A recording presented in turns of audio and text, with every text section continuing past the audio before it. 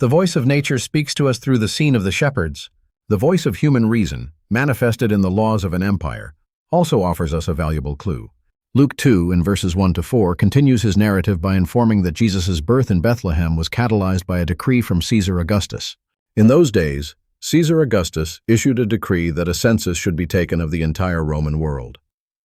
And Joseph and Mary, in obedience to earthly authority, undertook the journey from Nazareth to Bethlehem, because Joseph was of the house and lineage of David.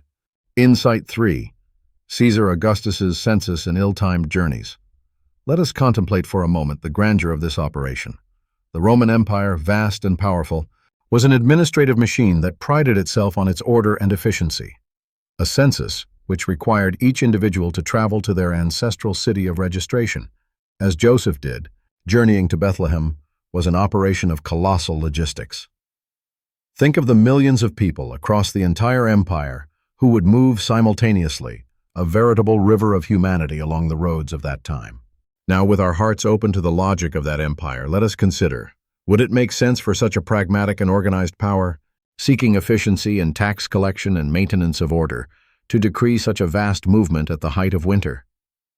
The roads of Judea and Galilee, though built with Roman ingenuity, were not immune to inclement weather.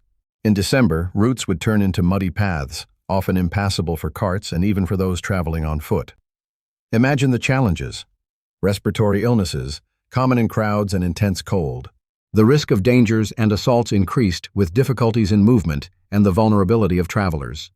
And for a woman like Mary, in an advanced stage of pregnancy, a journey of approximately 150 kilometers, under the cold and rain of December, would be not only strenuous, but potentially dangerous, risking the life of the mother and child. An emperor, even wielding great power, would hardly be so oblivious to the practical realities of his people as to impose such unnecessary suffering and risk, compromising the very effectiveness of his census.